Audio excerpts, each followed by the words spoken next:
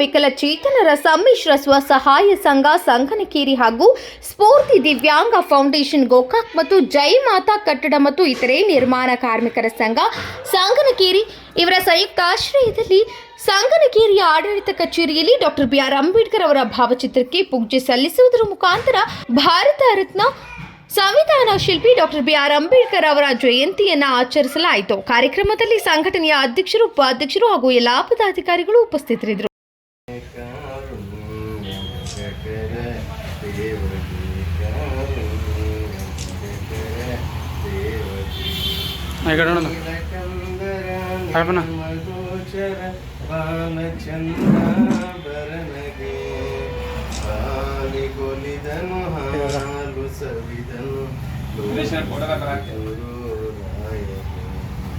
ವಾರಿಜೋದ್ಭವ ಸ್ಥಿರವಾರಿದನು ಮಾರಹರ